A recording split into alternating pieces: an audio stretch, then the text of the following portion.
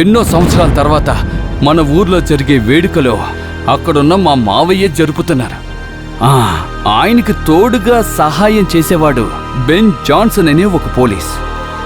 రాజకీయ నాయకుడు రీతిలో చెప్పాలి అంటే గాలి దిశ మారి వీస్తోంది అని చెప్పచ్చు. కానీ వీచే గాలిని సుడిగాలిగా మార్చాలి.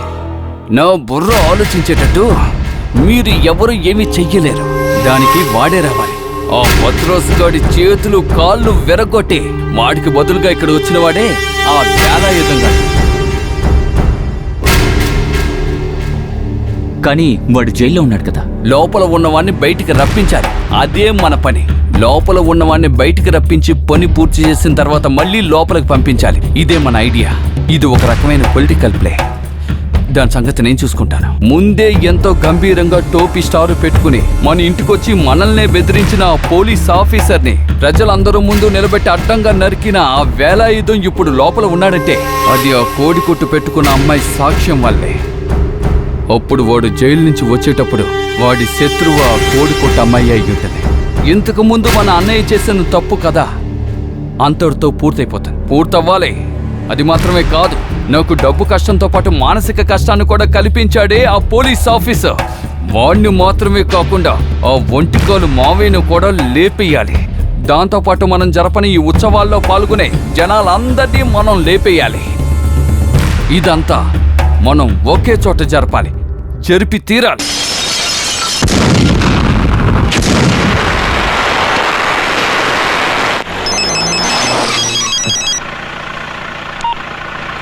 హలో,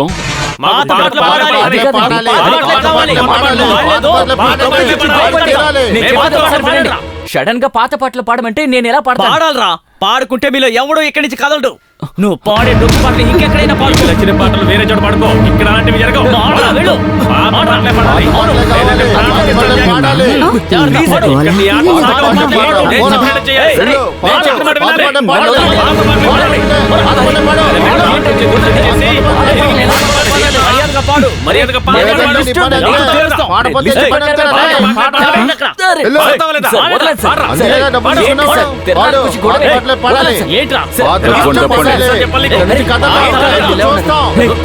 వీడి సంగతి మీరు చూసుకోండి.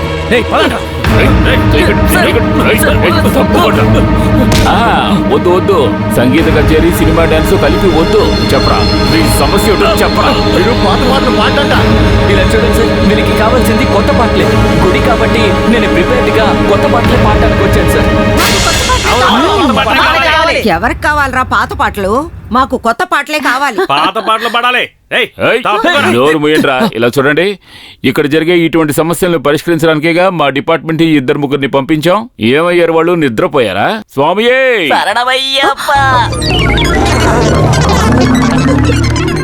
ఓహో, అది సంగతి. గొడవలు జరగకూడదని ముందుగానే వాళ్ళని కట్టేశారు కదా. సమస్య ఇంతవరకు వచ్చింది గనక దాన్ని ఇప్పుడే పరిష్కరిస్తారు. మీరు పరిష్కరిస్తారా? మీరు గాయకులా?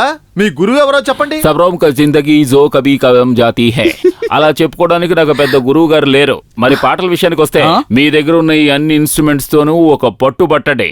నేను కూడా నాకు తెలిసిన విద్యలన్నీ మీకు చూపిస్తాను.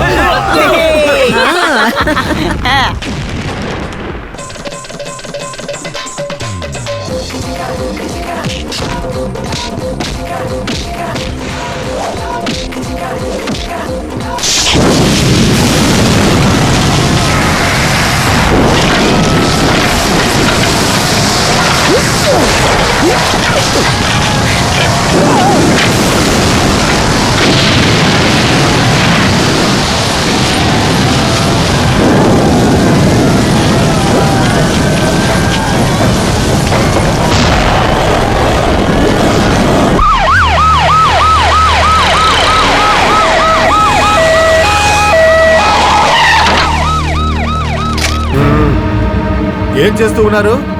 ఇంత ఫోర్స్ ఉండి కూడా చేతులు ముడుచుకొని ఉన్నారా? ఎస్పీ ఎక్కడయ్యా? అయ్యో నా బిడ్డ, నాకింకెవరు? అయ్యో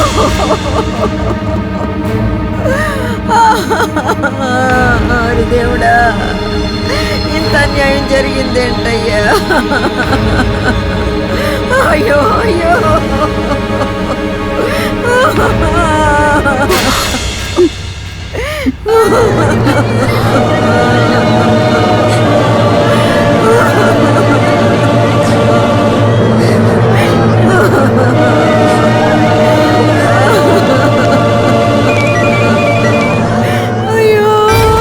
sir yes sir okay sir I will.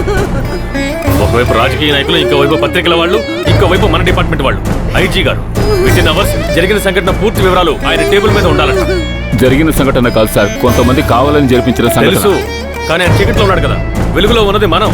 కాబట్టి జరిగిన ఈ సంఘటనకి మనమే బాధ్యత వహించాలి. ఇదిగో. హలో హలో, ఎవరు?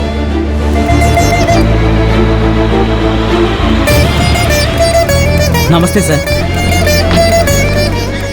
మీ నియోజకవర్గంలో జరిగిన ఇటువంటి సంఘటన గురించి మీ అభిప్రాయం ఏంటి సార్?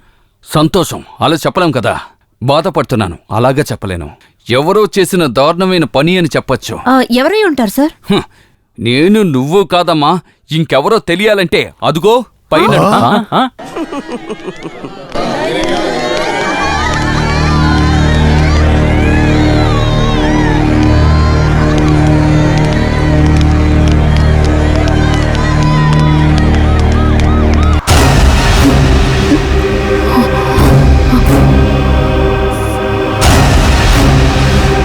ఇవన్నీ ఐడెంటిఫై చేసిన బాడీలు సార్. అయితే పేలి ముక్కలైనవి ఇంకా ఉంటాయి కదా.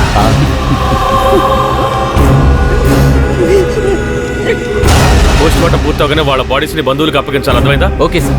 ఓ సంతోషం. అంటే ఉత్సవాలు జరిపిన అందరూ ఇక్కడే ఉన్నారన్నమాట. చనిపోయిన వాళ్ళ జాతకాలు ఇవ్వడానికి వచ్చి ఉంటారు, మామ అల్లుడు కలిసి.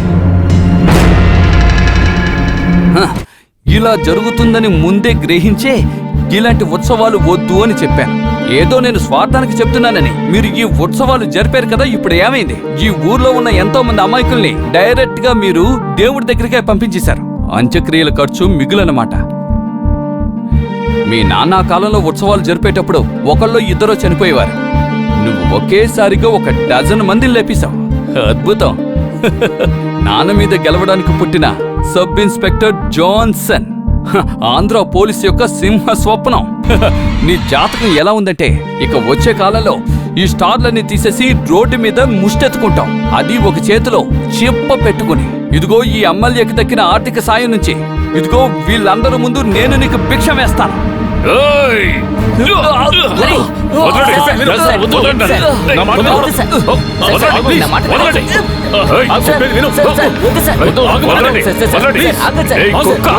అన్యం పుణ్యం తెలియని అమాయకుల ప్రాణాలు బలి తీసుకుని నాకు దృష్టి పడేస్తావట్రా? నాకు ఓటేసి నన్ను గెలిపించిన నా ప్రజల ముందు నన్ను గుండె మీద తంతావరా? వీడు పోలీసు కాదు, పెద్ద గూండా, పెద్ద క్రిమినల్. పిచ్చి పట్టింది వీడికి. అవునరా, నాకు పిచ్చారా?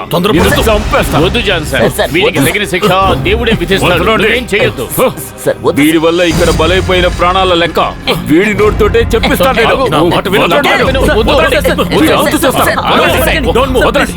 ఇంకొక అడుగు ముందుకు వేసావంటే దీన్ని ఉపయోగించాల్సి వస్తుంది.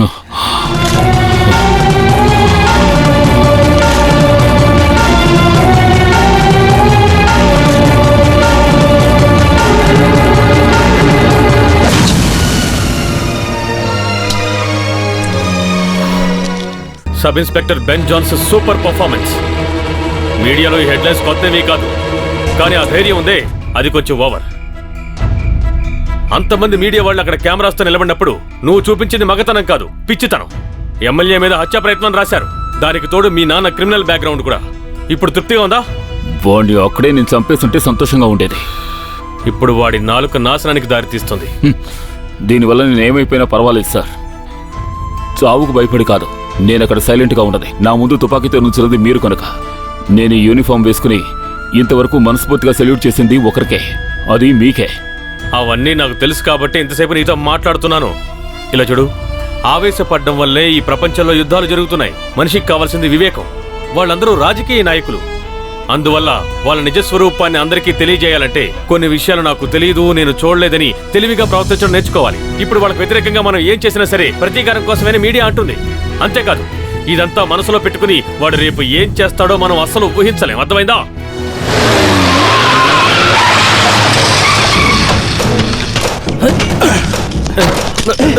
తుపాకీ పట్టుకుని కాపలా కాయడానికి ఇది దొర బంగ్లానా? వాళ్ళని బయటకు లాక్కురండి. ఏయ్, నిజం చెప్పరా, ఆ కుక్క ఎక్కడ దొక్కుంది? చెప్పరా చెప్పరా. పోరా బయటికి. ఖచ్చితంగా వాడు ఇక్కడ ఉండడు. వాడు ఇక్కడికి వచ్చేటప్పుడు ఏమీ మిగలకూడదు. అంతా ధ్వంసం చేయాలి. బయటికి సిద్ధపడేయండి. ఏయ్, ఏయ్, రేయ్, ఏయ్. ఓరి దేవుడా, ఏం జరుగుతోంది ఇక్కడ?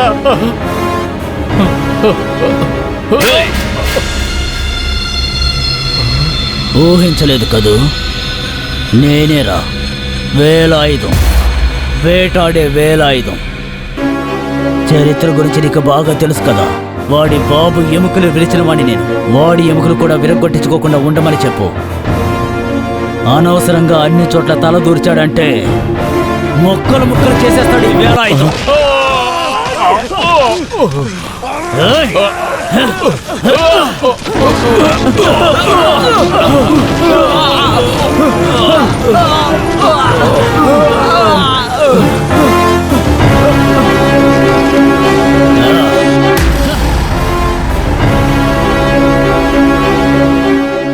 ఇలా ఫోటోకి పూలమాల వేసుకునే పరిస్థితి వాడికి ఇంకా రాలేదు.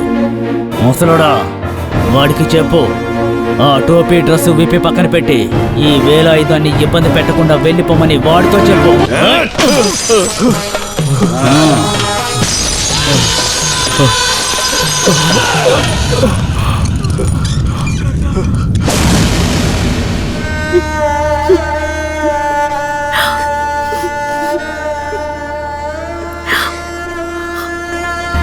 అక్క, ఇది తినక్క. నాకొద్దు. ఇలాగే తినకుండా ఉంటే ప్రాణం పోతుంది. నాకొద్దు చెప్పనా? నాకేమీ వద్దు. ఇక్కడి నుంచి వెళ్ళిపో. పో ఇక్కడి నుంచి.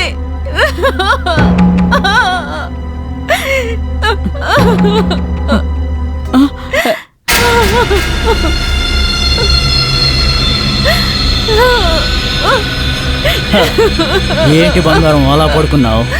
వేలాయుధం బంగారం, లేచిరా, వచ్చి తిను. చూస్తే వణికిపోతాం. మర్చిపోవడానికి ఎన్నో ఏళ్ళు గడవలేదు కదా.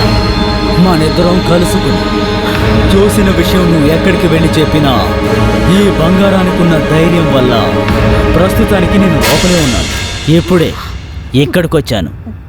నువ్వు భయపడకు, చంపేయడానికి రాలేదు. నిన్ను చూసుకోవడానికి వచ్చాడు ఈ వేలాయుధం. ఇంతకు ముందు కూడా నేను ఇంట్లోకి వచ్చాను మీ అమ్మని కలుసుకోవడానికి. కానీ తనకు తెలిసిపోయింది చంపేయడానికి. చావడానికి తనకిష్టం లేదు, కానీ చంపాలని నాకిష్టం.